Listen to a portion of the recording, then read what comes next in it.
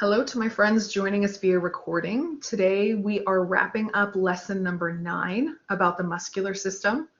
As a reminder, we started this lesson last week, so there is a recording, a part 1 of this lesson. If you have not had a chance to watch that, start there before you dive into this stuff, because there's going to be some things that we talked about last time that we're not going to talk about today.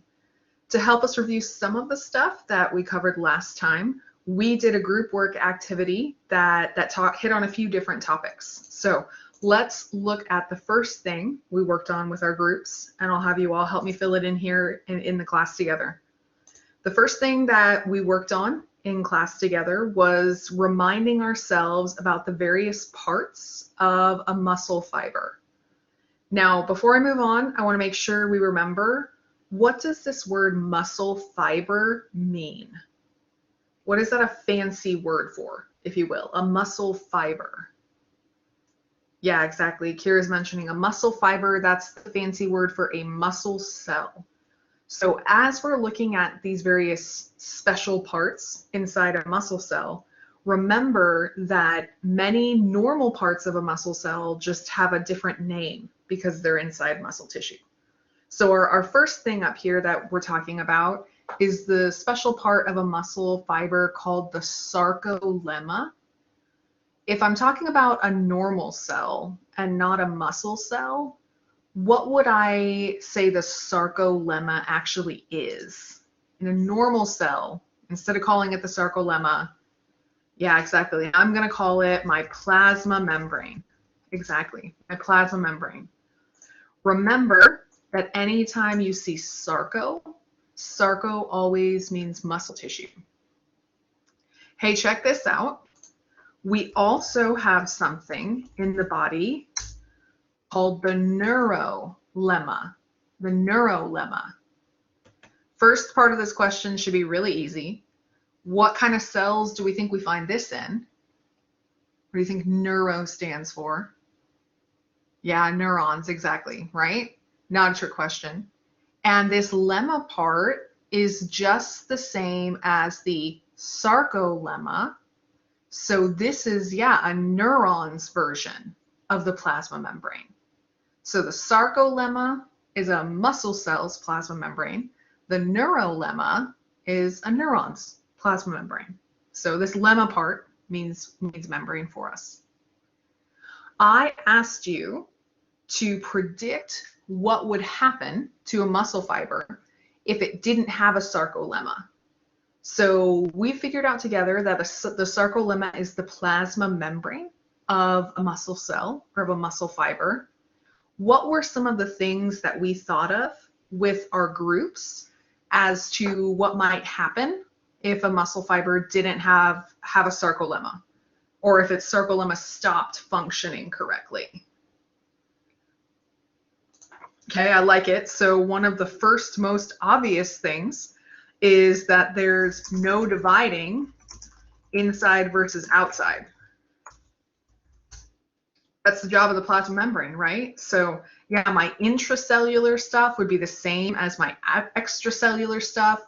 I can't keep stuff out that's supposed to be out, or keep stuff in that's supposed to be in. So yeah, one of the problems I would have is I would not be able to divide things up. I also like what Fanshin mentioned. One of the other functions of the sarcolemma is to receive messages. It's got those channels we're going to talk more about today, the chemically gated channels that receive messages. So if I don't have a sarcolemma, if I don't have a plasma membrane, I'm not going to receive any messages. No receiving messages. I like that too.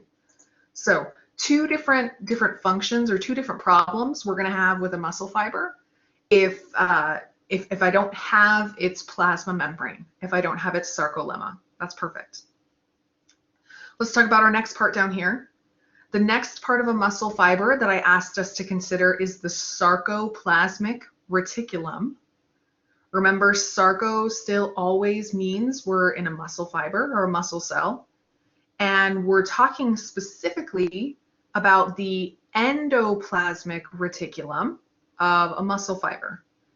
In particular, the sarcoplasmic reticulum is actually the smooth ER of a muscle fiber, the smooth ER. In a muscle fiber, what is the function of the sarcoplasmic reticulum? Or what is its smooth ER normally doing? So we'll add a little area over here. Normal function, that's what we want to figure out.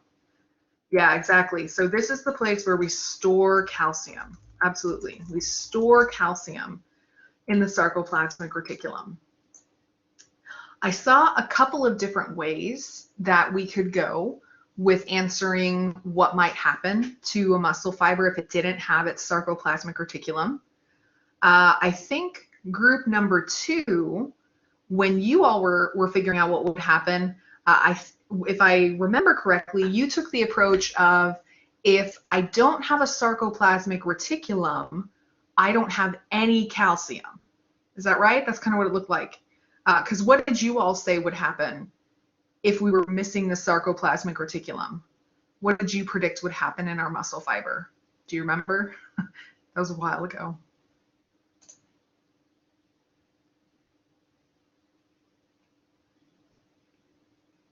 Yeah, so what group 2 was saying that they thought would happen is that we couldn't do muscle contraction.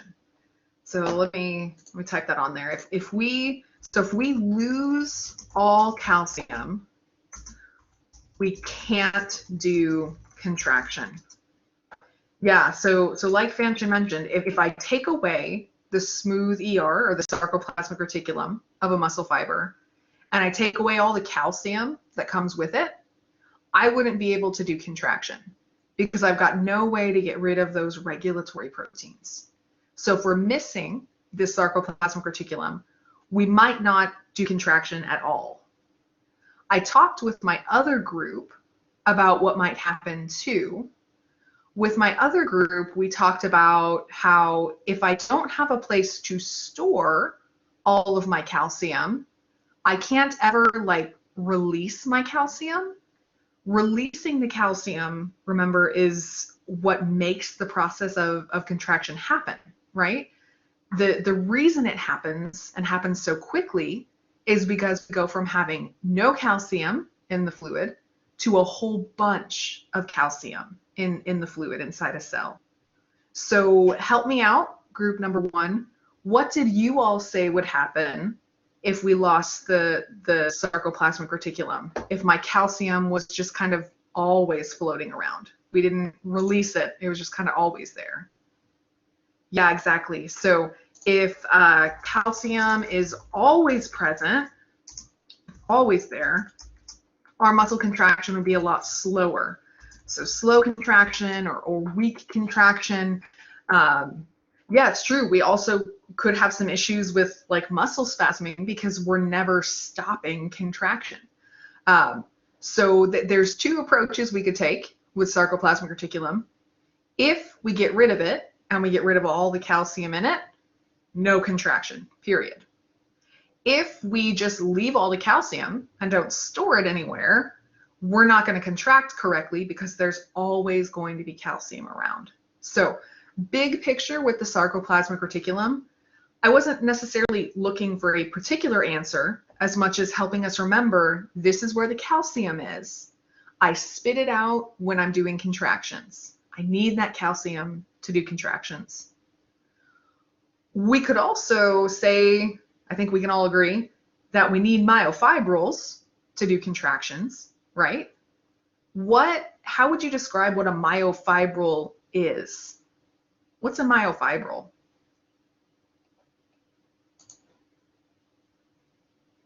Yeah, exactly. So these are those proteins, right? So the protein tubes that do contraction. Yeah, so myofibrils are where you find the proteins actin and myosin. This is the way that I arrange them. This is why, if you remember from lab, when we look at muscle tissue, why muscle tissue looks striated, because it's filled with these tubes, yeah, that are covered in those sarcomeres, all the terms coming crashing together, right? So Myofibrils made out of actin and myosin. These are the things that actually do contraction. So not a trick question. If my muscle fiber doesn't have these, what's going to happen? Or what's not going to happen? Maybe that's a better way to put it, right? Yeah, exactly. If I don't have myofibrils, I definitely am not doing muscle contraction, because muscle contraction happens with the proteins found inside these tubes. So if we're missing our protein tubes that have actin and myosin, we're not going to contract. Hey, if we're missing calcium, we can't contract either. We could make a case where if I'm missing the plasma membrane, I couldn't receive a message, so I couldn't contract. The same thing could probably be said too of our last structure down here called the T-Tubules. The T-Tubules we talked about just a little bit in class last time. What did we say the normal function of the T-Tubules was? Do we remember what T-Tubules do for a muscle fiber? They're a little bit trickier compared to some of our other stuff. Yeah, so when we talk about T-Tubules, these are, I'm going to define them as plasma membrane tubes, just because that's easy to remember. These are plasma membrane tubes. They go from the outside of a muscle fiber all the way down to the inside. The goal of a T-tubule is for the entire muscle fiber to get the message that we're supposed to contract at the same time. I need that message to contract at the same time to ensure that all of these myofibrils, we just talked about, are all contracting. We want our cell to uniformly get smaller to give us a good contraction. If I don't have T-tubules, or if some of my T-tubules aren't working correctly, what will happen is in my big, long skeletal muscle cell, I'll draw you one down here. Here's my big, long skeletal muscle cell. We'll add some nuclei on it. If I don't have T-tubules to help me out with this cell, here we need to go cross section, because those myofibrils are in the middle, right? Here, let's see if I can add some dots. My dots represent myofibrils here. So lots of myofibrils inside. If I don't have T-tubules, the only myofibrils that are going to get the message to contract are the ones on the outside. And these ones that live here in the middle, they're never going to get that message to contract. So my muscle cell either would contract all funky, only the outside parts would contract, or it might not contract at all. We might not be able to release enough calcium to even get those outer myofibrils to contract. So when we think about our T-tubules, if we were missing those, at best, we're going to get uneven muscle contraction.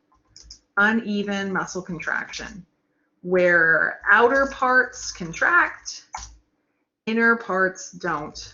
Inner parts don't. Because the goal of the T-tubules is to help everybody contract at the same time. Biggest picture, what I want you to take away from this is the function of each of these parts of a muscle fiber. We need all of these things, and we need all of them to be doing their job correctly for us to be able to do muscle contraction. And when we think about muscle contraction, the way we actually do muscle contraction is through what's called the cross-bridge cycle. The cross-bridge cycle. So this is a flow chart for us to remind us of all the things that have to happen correctly for us to actually make a contraction happen. So let's start up here. This, by the way, is the part where our other flow chart that we'll work on together, this is where it ended, right? Was with calcium being released. So we're picking up with calcium being released from our sarcoplasmic reticulum. When I spit out calcium, I'm using that calcium to attach to somebody. Who is calcium attaching to? What protein would we say is calcium sensitive? Where does calcium attach? Yeah, exactly. Calcium is attaching to the protein that I like to call the pushpin, troponin, my pushpin protein. When calcium attaches to troponin, troponin's shape changes, right? That's the purpose of calcium attaching. It'll make troponin change its shape. The pushpin pops out. Had a question, Fanchon, related to this?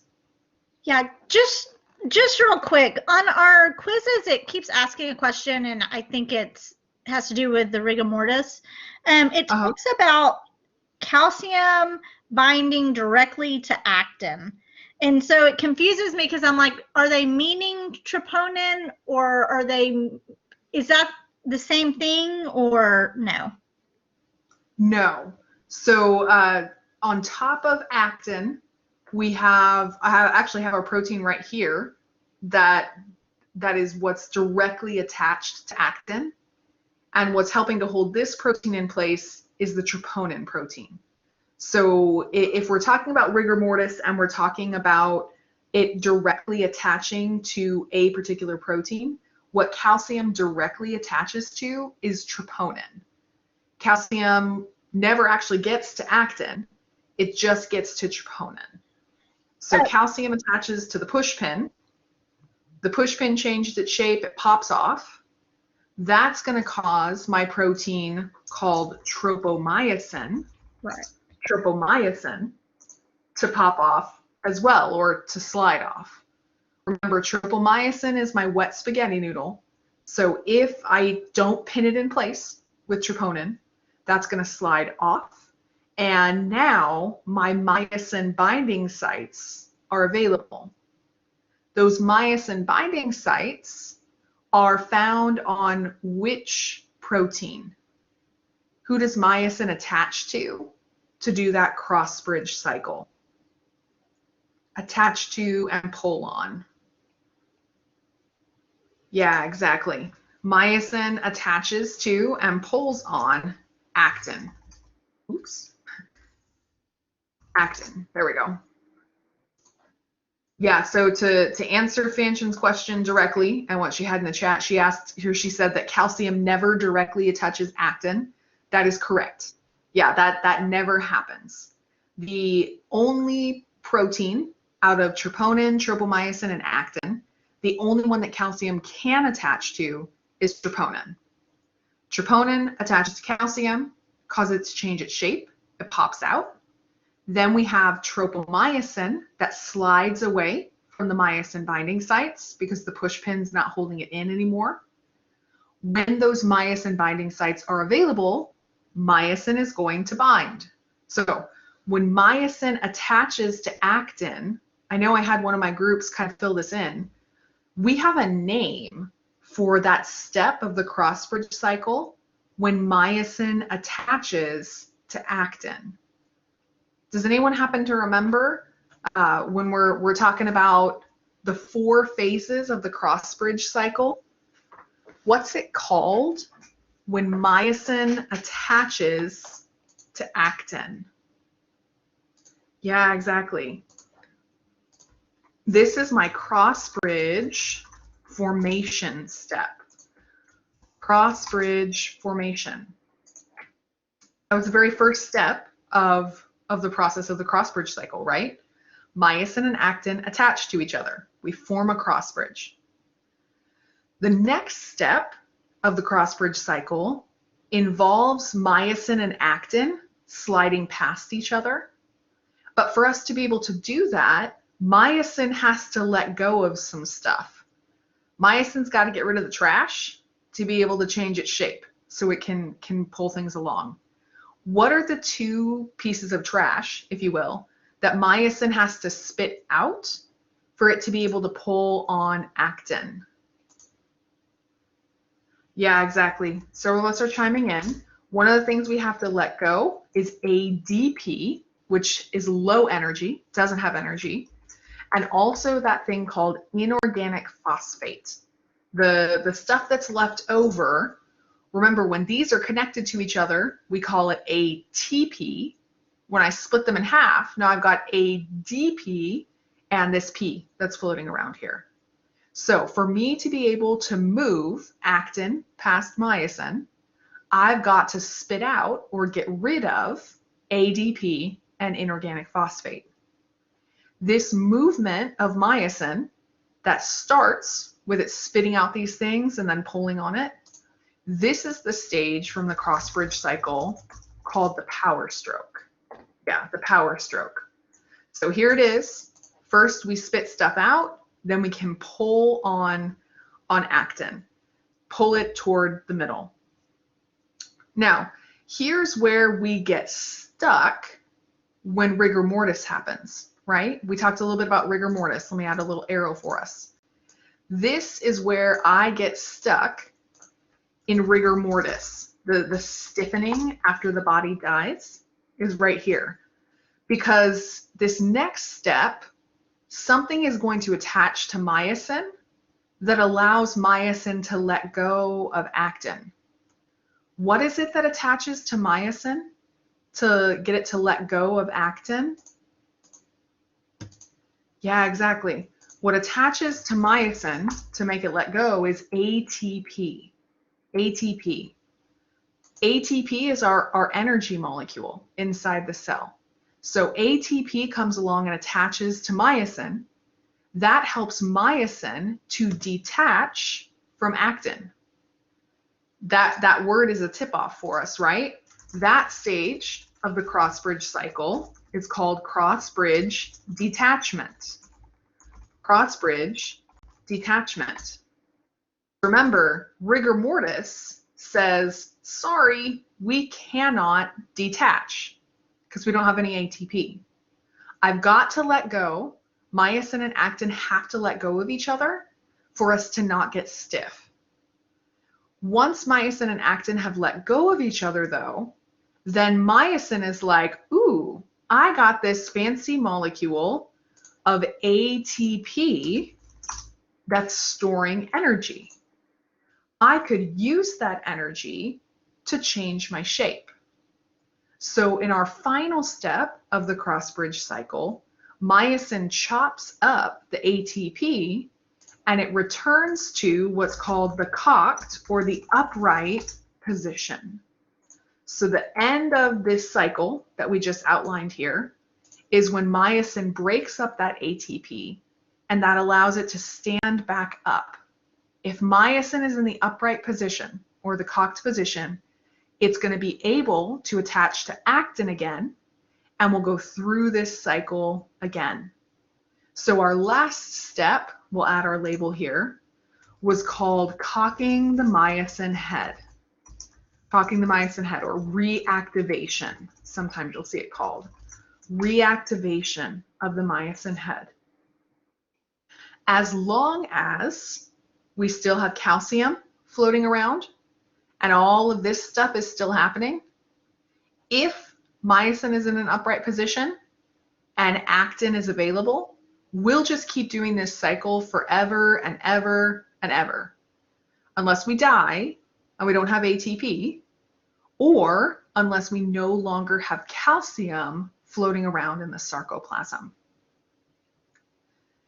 If you have not, I would recommend that you snap a quick picture of this so that you can see the way that we kind of broke down the stages of the cross-bridge cycle.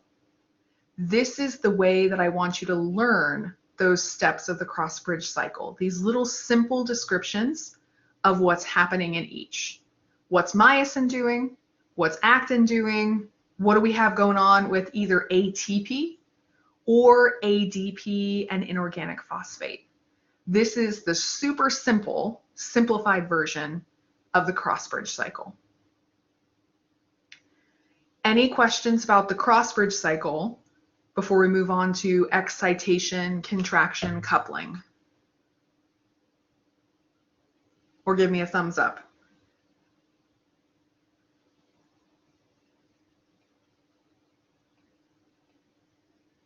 Okay, getting a few thumbs up. Perfect. Okay, so let's move on to the second half of these flowcharts that I had us do. And I worked with both of my groups on this because we haven't fully discussed everything on this flowchart. So we'll go through together and we'll fill this in together, and then we'll look at some of those pictures from your lab packet that show you what's going on, how this process works. What I recommended to both of my groups was actually to consider working on this chart backwards, because we definitely talked about this line right here on my flow chart. So let's start here at the end and we'll work backwards together to hopefully then help us work our way all the way up here and to work through some of this stuff here. I mentioned this on the last slide, and I know we got this in our groups. The goal of excitation, contraction, coupling, what are we trying to get into our sarcoplasm again? What are we trying to get released from how it's stored in our cell? What do we need to spit out? Yeah, exactly. We need to spit out calcium. Calcium. That's the goal of excitation, contraction, coupling. We can't do contraction. We can't do the cross-bridge cycle without calcium. My special kind of channels that allow me to release calcium are channels that are pushed open by these voltage-sensitive T-Tubule proteins. If I use a type of protein to push my channel open, what kind of gate does it have? If I push it open, what was the name of that kind of gate? Yeah, mechanically gated channels are my type of channel that I push open. In particular, we're talking about mechanically gated calcium channels, mechanically gated calcium channels. This is the special kind of channel on the sarcoplasmic reticulum that when I push it open, calcium comes out. The way that I push these open is using what are called voltage sensitive T-Tubule proteins. Voltage sensitive means if you change my charge, I'm going to change my shape. In particular, when we're talking about changing the charge to get these to switch their shape, did we make the membrane charge more positive or more negative to get these proteins to change their shape? Did we get more positive or more negative? Yeah, Edith's right, Fanshin's right. Membrane charge is going to go up or get more positive would be the other way to frame it. My membrane charge goes up, we're getting more positive, which is going to cause these proteins to change their shape and push things open. The way that I make my membrane charge get more positive is by opening up channels for which ion. Which ion do I use to make my membrane charge go up? Who makes me more positive? Yeah, exactly. Fanshin's mentioning potassium, or excuse me, sodium, sorry. Sodium is what I use to make my membrane charge get positive. When we talk about our neurons, we're going to be back to my favorite, to the salty bananas, right? When we're talking about neurons and when we're talking about muscle cells, all that sodium on the outside of a neuron or of a muscle cell, that always wants to come inside. When it comes inside, it brings that positive charge with it. So anytime we're talking about our membrane charge getting more positive, it's always going to be a sodium channel getting more positive. The type of sodium channel that we find on the T-Tubules are voltage gated. Voltage gated. Oops. voltage-gated sodium channels. These voltage-gated sodium channels need the charge to be a little bit positive for them to open up. And that's why we have to make something called an action potential. And we're going to talk about this more today, an action potential. But this is when I make my membrane charge positive to allow me to open up channels that are voltage gated. So I've got a positive charge that is an action potential that gets to my T-tubule, and inside my T-tubule I've got more channels that can make the charge more positive. Now we're going down into our muscle cell. That part gets more positive. As that part gets more positive, those voltage sensitive proteins change their shape to push on our calcium channels to release the calcium. Technically, we haven't really talked about action potentials. So what I'm going to do now is actually flip over to the images from our packet and talk about action potentials, talk a little bit about these other half of my loop here. So this is kind of tracking with an action potential that we see over here. At the end of our class together, we'll come back and we'll review these parts here to see if we can't fill it in after talking about stuff. So let me show you the picture I'm going to go to, and then you all can tell me what page of the lab packet or of the lecture packet, excuse me, we're on. I want us to look, let's do this. Which page are we on with here?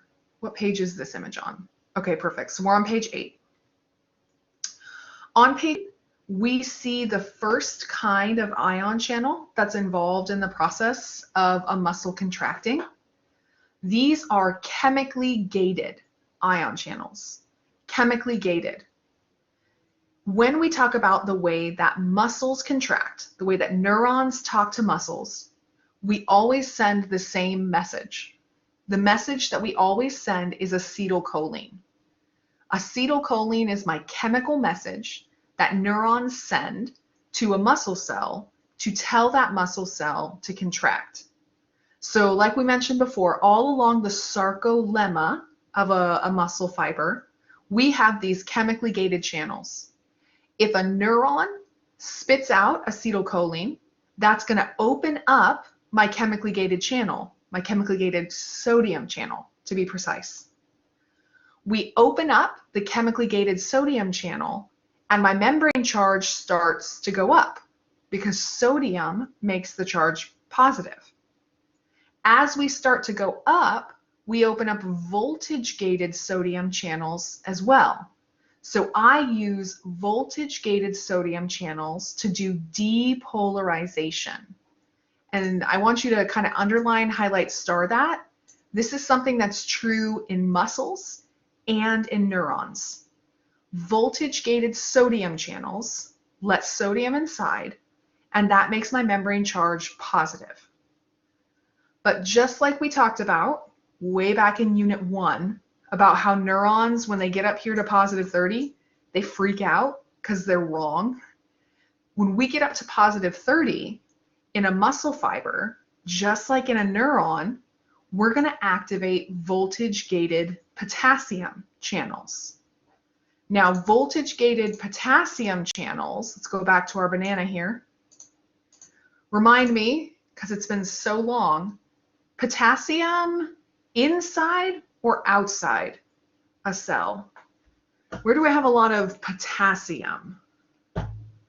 Yeah, exactly. Potassium is a lot inside the cell.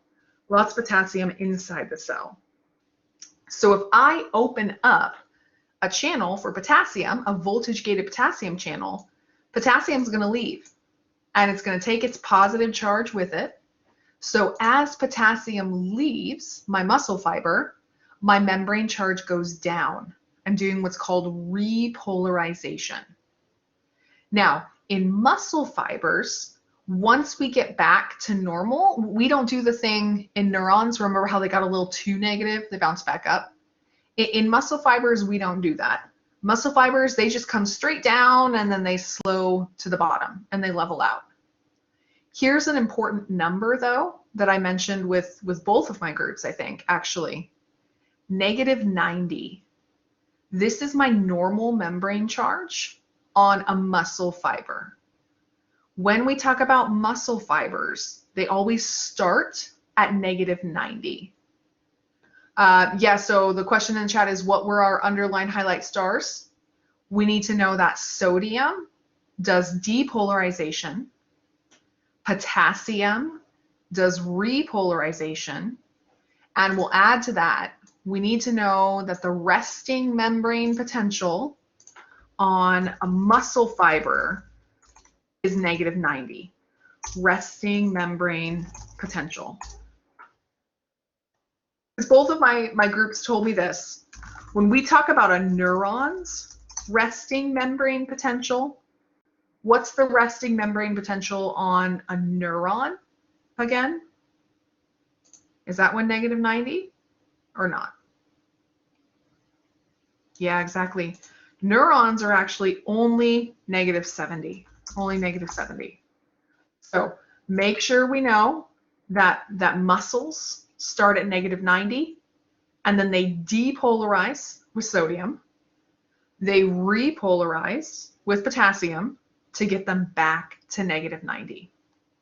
Yeah, and I chatted with one of my groups about this. When we talk about muscle cells, there's none of that threshold stuff. We're going to talk more about threshold with neurons. There's not threshold with muscles. They are all or nothing. You get a little bit of message, we're all in. We are contracting. So any change is going to open up our voltage-gated potassium channels, unlike in a neuron where they have to hit threshold to get them open. Now, what you're looking at on our graph right here is what happens to the charge on the membrane at a place called the neuromuscular junction. The neuromuscular junction. In easy person words, that's just the place where the neuron touches the muscle cell. This is where we first spit out acetylcholine and we first change the membrane charge. But the neuromuscular junction is not the only place that we need our membrane charge to change. Because remember, we just outlined it on our process of contraction. We need to send through those T-Tubules our message everywhere so that everybody contracts. To help us go from the neuromuscular junction, where the neuron and the muscle actually interact, all the way through those T-Tubules, we use a thing called an action potential. An action potential.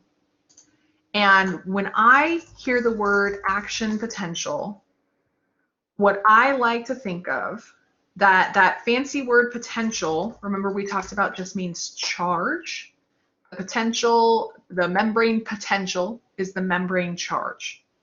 An action potential is a moving charge, a moving charge.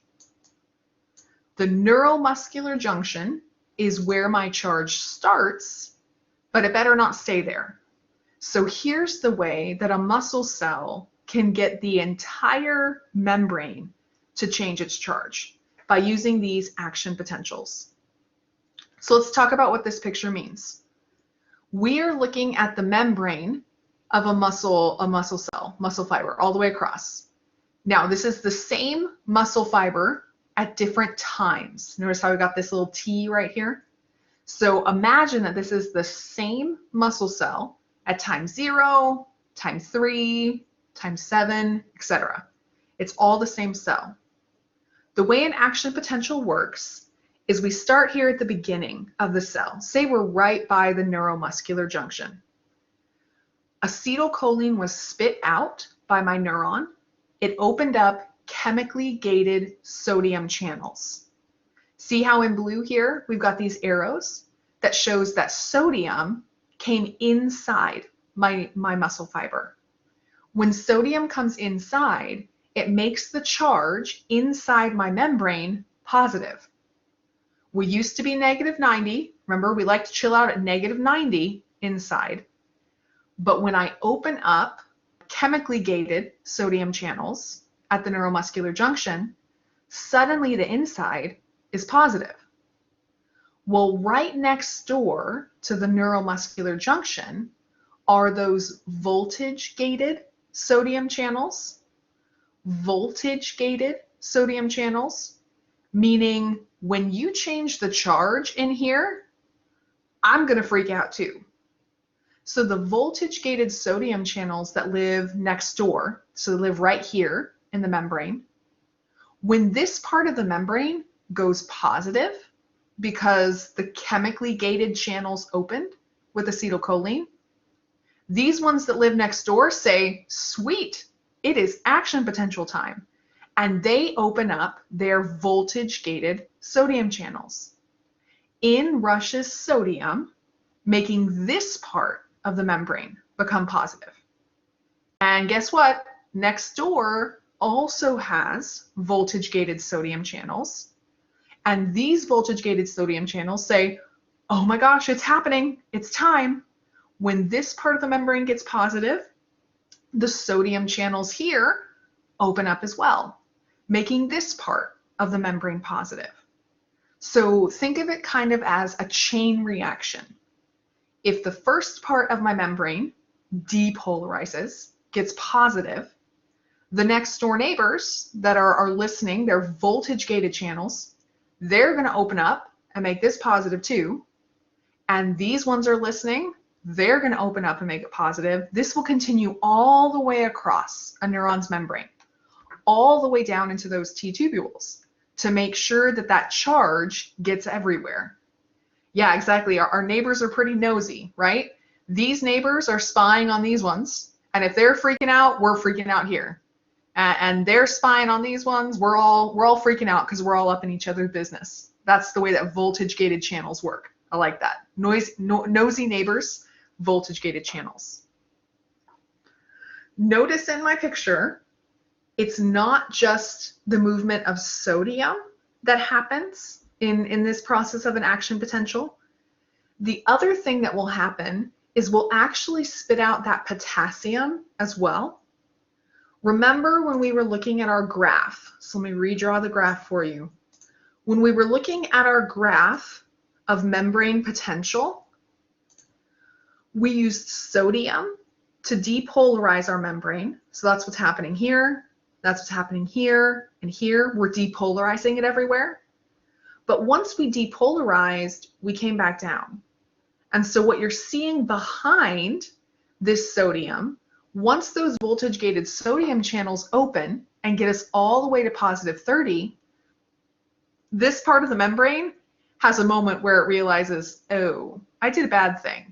I got a little too positive. I'm supposed to be negative 90 and I'm at positive 30. No good. So when we're up here at positive 30, the voltage-gated potassium channels open up.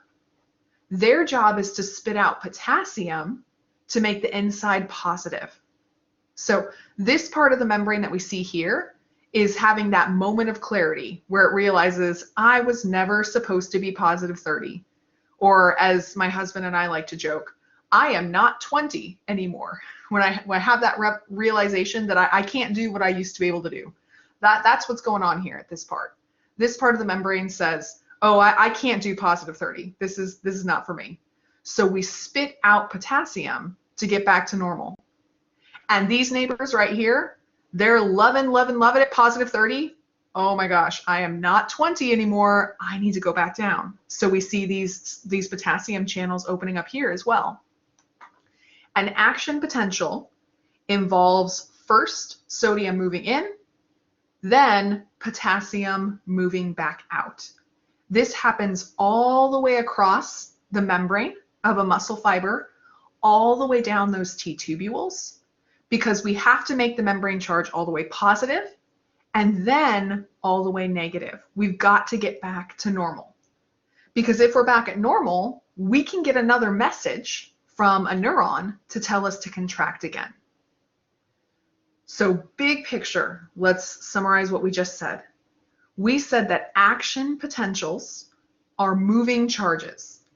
It's where I change my membrane charge and make it more positive all the way across the membrane. It moves its way down. Action potentials are important to make sure that an entire muscle cell can contract. And action potentials are all about the work of voltage-gated channels. Voltage-gated channels. Let's go back briefly to that flow chart that we were looking at, and let's fill in the parts that we didn't talk about before. Here's what we just talked about. At the beginning of this arc here, a motor neuron spit out acetylcholine. Acetylcholine is a chemical, so I've got some chemically gated channels that open up. What's the first kind? What kind of ion first moves when chemically gated channels are open? Who did we say was moving? Yeah, Fanton's right. We start with sodium channels, chemically gated sodium channels. These chemically gated sodium channels, I'll put it above, rush sodium inside my cell. When sodium rushes in, my membrane charge goes up. So my membrane charge goes up.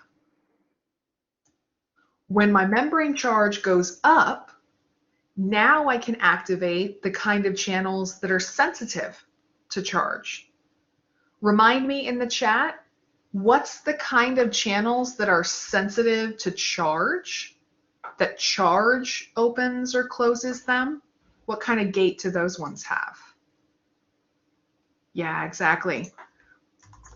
This is going to be voltage-gated channels. And in particular, like somebody said, these are voltage-gated sodium channels. That's going to make sure that I generate an action potential. By getting those voltage-gated sodium channels involved, now my action potential goes everywhere. So chemically gated channels only found at the neuromuscular junction. Neuromuscular junction. The place where neurons and muscle cells meet. Everybody else has got to use this action potential to make sure that the whole muscle cell contracts.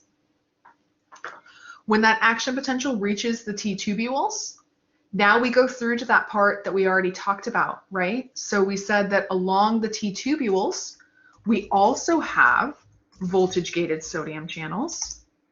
And those voltage-gated sodium channels make the membrane charge go up.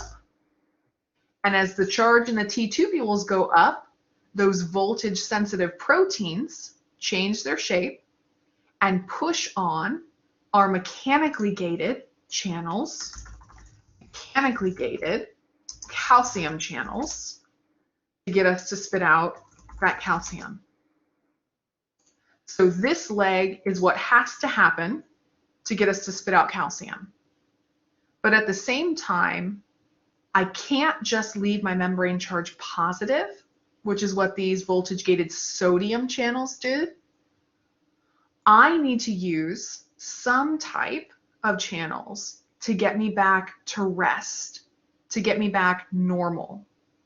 What was the other kind of channel that we said we used with an action potential? What other kind of channel do we use? Yeah, Fanchon's right for us there. We use voltage-gated potassium channels. Once that T-tubule has gone positive, now we want to change it back to negative. The voltage-gated potassium channels spit out positive charges, which make my membrane charge go down, all the way down back to resting membrane potential. And remind me, we highlighted this on the graph, what is the resting membrane potential on a muscle fiber? What's the normal charge on a muscle fiber? Yeah, exactly. Muscle fibers like to chill out at -90. -90. So we go all the way up to positive 30, that's perfect for pushing open these mechanically gated channels, but I can't stay there. I've got to get back to normal. That's the role of voltage-gated potassium channels in the process of muscle contraction, getting us back to normal so that we could do the whole process over again. Now that we've filled in this chart together, how do we feel about it now? Thumbs up, thumbs down, questions? Fanchen says she's glad that I jumped into her group when they're working on this. Yeah, absolutely. Okay, well, if you have not already, consider snapping a picture really fast so that you can see in very simple terms what's happening through here. Yeah, so much cramming in this week. I feel ya. We said this last week when we started lesson number 9, and I'm going to say it again. This lesson is what I like to call process heavy, meaning there's step by step by step. We need to know what's going on. So a flow chart like this is great for studying, and I would encourage you to maybe make your own flow chart. Or if you are a hands-on learner, another thing that might be a great idea, I've split it up into little parts for you. Consider making yourself some flashcards that have these things on them. Mix them all up and see if you can put these steps in order with physical flashcards.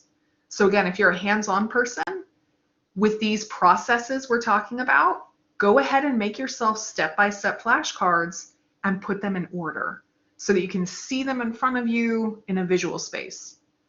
For any of my friends who are read-write learners, rewrite this for yourself, because then you can go back and read what you wrote, or you can write it down again, put it in your own words. So flashcards or making yourself some more flow charts, a great idea for this.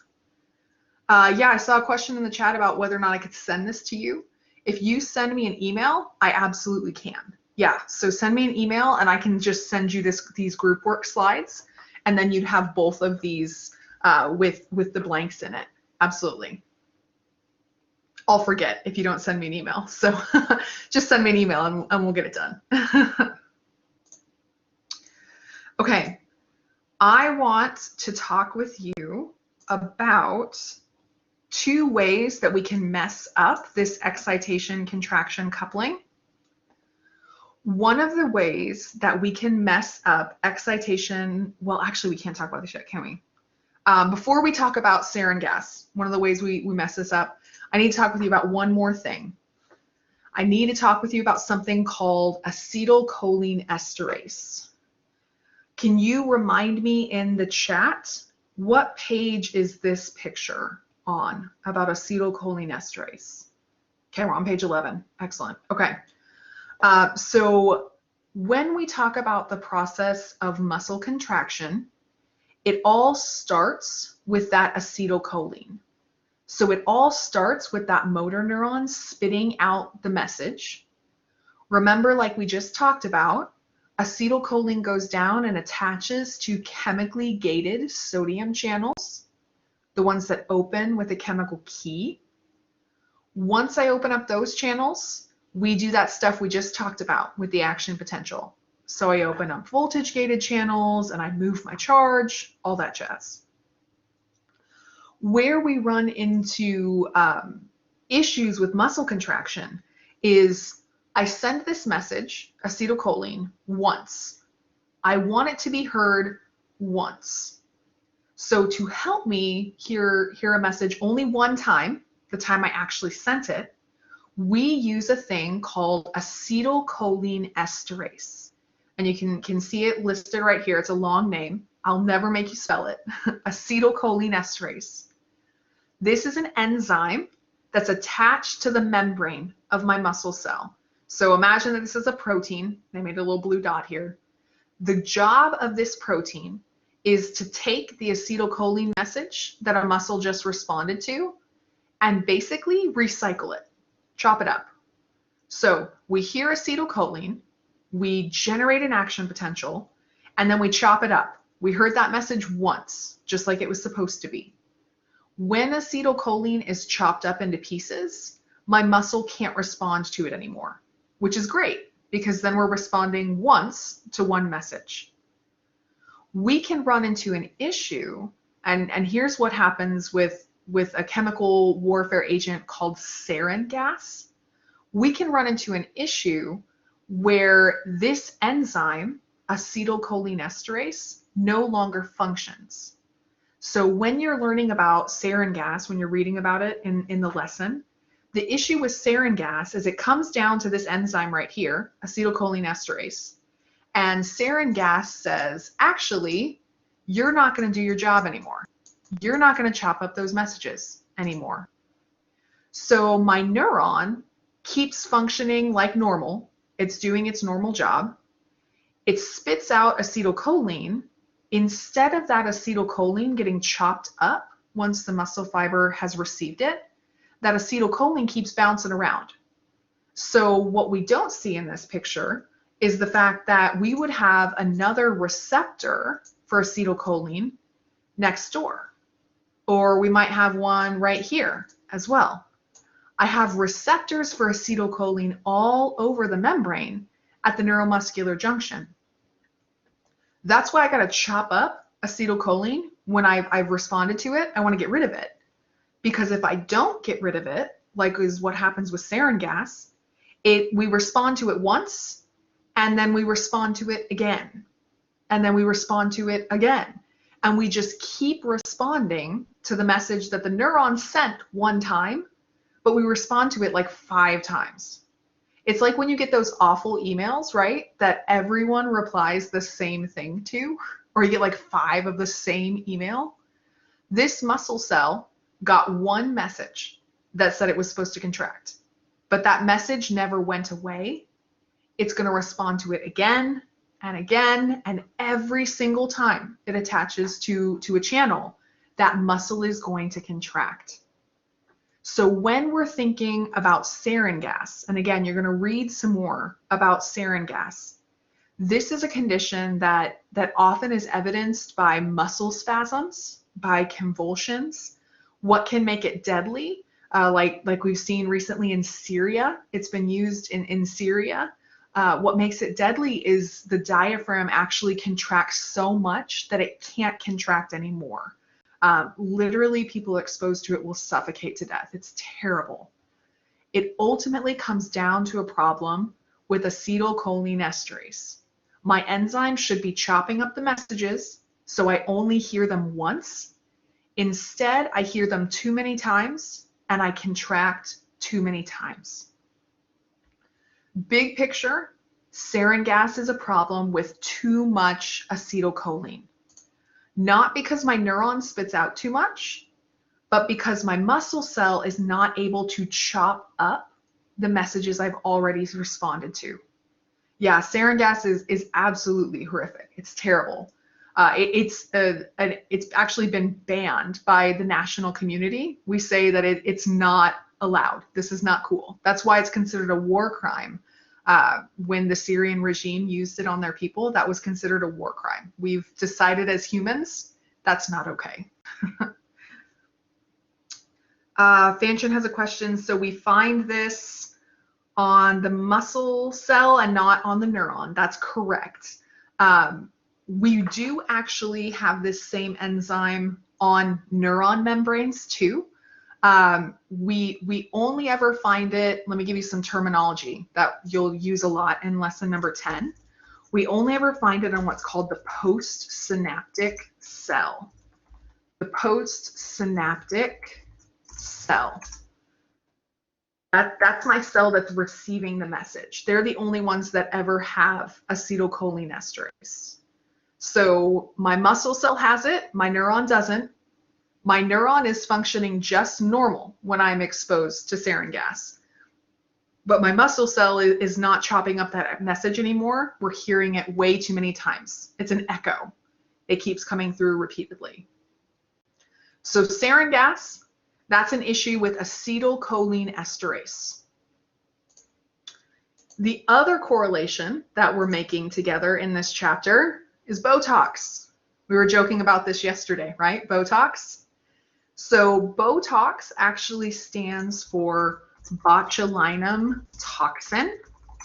Botox, botulinum toxin. This is literally the most toxic thing that humans know of. And we've decided that a great use of it is injecting it into our faces. So Botox, if you look at their website, their slogan is to own your look. So my goodness, you can own your look. I pulled some pictures of what Botox looks like before and after. So over here on the left, we have someone who I like to joke with you all. We can see her resting face over here, but then we can see what happens after Botox. Notice that we don't see the wrinkled forehead anymore, the furrowed brow. We don't see some of the wrinkles along the lip line. But Botox is not just for women. It can also be used for men. Notice he's losing his crow's feet over here. So Botox, botulinum toxin, used to get rid of wrinkles. Yeah, the comment in the chat about migraines, every semester students mention this, and I need to do a little more looking.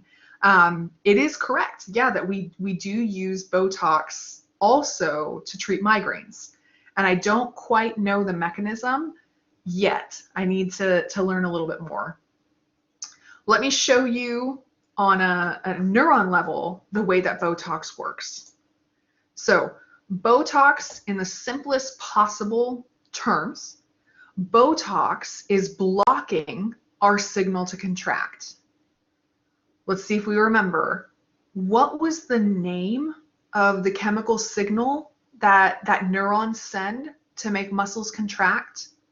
Do we remember what that special chemical was that neurons use? Yeah, exactly. That special chemical is called acetylcholine. Let's see if I can spell it. I won't make you spell it. There we go. Yep, acetylcholine, or ACH. ACH. Normal circumstances, like we've talked about up to this point, a neuron spits out acetylcholine. Acetylcholine causes our muscle to contract. When a person gets Botox, botulinum toxin stops their neurons from spitting out acetylcholine. So this is actually a problem on the neuron side. When we were talking about sarin gas, remember that was more of an issue kind of on the muscle side. Here's an issue on the neuron side. Let's look specifically at what causes this issue. When a person is exposed to Botox, to botulinum toxin, we can see the little toxin right here. So the way Botox works is this toxin goes inside your cell. So here's the membrane. Botox finds a way to sneak inside the cell, and then this toxin goes through and acts kind of like a pair of scissors. So the first thing that Botox does is it chops up, see these little green, blue proteins right here? These are proteins that act a lot like if you're in a rowboat, you throw out your line to someone to catch at the dock to pull you in. Here's my little line right here that I would use to get this message, these acetylcholine molecules, out of my cell. So you can see it over here. They're called snare protein. Here's that line that I would normally throw out to the dock. Botox is like, forget this, you're not throwing a line. And at the same time, Botox is also going after that person who is catching your rope to pull you in. It chops up those things, the other snare proteins, whose job is to pull that rowboat into the shore. So we've got this rowboat filled with acetylcholine. Normally, it sends out its line, and the person at the dock pulls it in and pulls it all the way so we spit out acetylcholine. That's normal. Botulinum toxin comes inside, chop up that rope, send away those people who were pulling us in. We don't release acetylcholine. So no acetylcholine is released. when a person is has been exposed to botulinum toxin. This, by the way, is what makes Botox so deadly, because if botulinum toxin, maybe it's not being exposed to your skeletal muscle cells. Let's say that we are exposing your cardiac muscle cells to botulinum toxin. What do you think might happen if the nervous system can't send messages to your cardiac muscle cells? What might happen? I promise it's not a trick question. Yeah, exactly like Fanchi mentioned. We wouldn't have contraction. We've got to have messages for contraction to happen. If our cardiac muscle's not contracting, you've got no heartbeat. That's bad news for you. So Botox, if not administered properly, can cause some real major problems. We want to make sure that we're only exposing a very small area right around those pretend wrinkles, right? Like one of our classmates was saying. We only inject it very close to the sites where we might see some wrinkles or might see some stuff that we're working on. Very superficial injection to make sure that we only inactivate the neurons that are right next to the neuromuscular junction right there. I can't remember, do you have this question in your notes packets? Can't remember if I gave you this question or not. Yes, perfect. Okay. So this is where I think I'll stop us today, is to consider this. Big picture, when we're talking about sarin gas and when we're talking about Botox, the biggest picture, what I want you to know is, do we have too much acetylcholine at the neuromuscular junction, or do we have too little acetylcholine at the neuromuscular junction? Let's chat together. I got Botox up here. When someone is exposed to botulinum toxin, do we have too much acetylcholine or too little acetylcholine at the neuromuscular junction? Yeah, exactly. We're going to have too little acetylcholine. In fact, we're going to have none, right? As long as that botulinum toxin has chopped up those proteins and we haven't rebuilt the proteins, we're not releasing any. So no muscle contraction, which is why when people are making fun of Botox, right, they show someone who has no facial expressions. We have too little acetylcholine. We have no messages to make our muscles contract. What about with sarin gas? Is that an issue with too much or too little acetylcholine? What's happening with sarin gas? Yeah, so sarin gas is too much acetylcholine. Here's my question, though, for us to consider. How do I get too much acetylcholine at the neuromuscular junction? What led me to have too much? This is the real kicker. This is why it was really important to make sure we understand. Yeah, I like that. I like the way that Edith put it. Edith put it, acetylcholine esterase is dead. I like that. Acetylcholine esterase is dead. Hey, any Frozen 2 fans out there, or anyone else who has kids that have watched Frozen 2 too much? There's the part where Olaf goes through and he's basically summarizing the journey of the sisters into the forest, and he says their parents are dead. That's what it reminded me of, Edith. You may or may not get that joke, but Olaf's going through and telling their life story. And so you said acetylcholine esterase is dead, and I'm picturing the snowman saying that acetylcholine esterase is dead. Remind me, if this enzyme is dead, what's not happening? What's going on? If acetylcholine esterase is dead, what are we not doing? What was the job of that enzyme? Yeah, so the job of acetylcholine esterase, normal job, it's supposed to break down acetylcholine.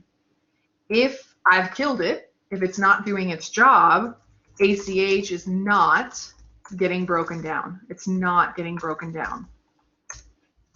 Okay, so here's the key. I want to mention something right here because you're going to have questions about this on the homework. When I talk about the fact that sarin gas is a problem with too much acetylcholine, did we say that what causes too much acetylcholine is that our neurons are spitting out too much? Are they spitting out too much? Yeah, Kira's right. My neurons are spitting out the normal amount of acetylcholine. It's not that I'm spitting out too much, that my neurons are sending too many messages. It's that they send the normal number of messages, but I can never break them down.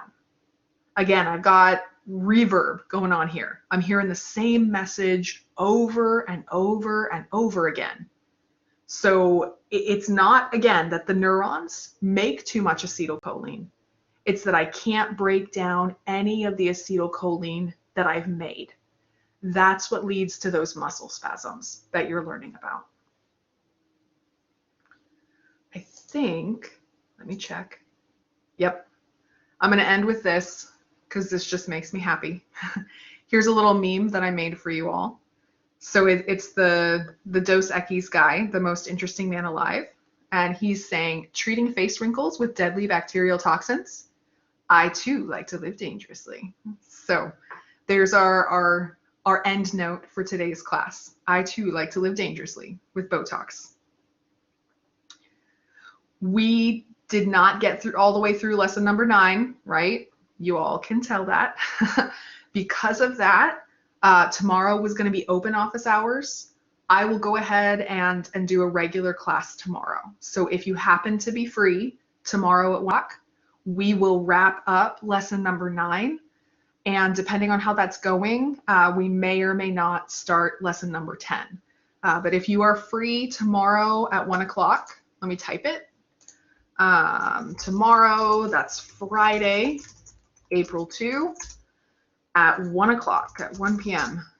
Right back here, we will wrap up lesson number 9. Make sure we can talk about those different kinds of muscle tissue, how they make their energy, what kind of contractions we use them for, all that kind of stuff. So if you're free tomorrow, I will see you. If you are not free, no hard feelings. That's totally cool. Yeah, lesson number 9 is a lot. So I want to make sure we have time to process it together and work our way through it. Any other questions before I turn off the recording of the session?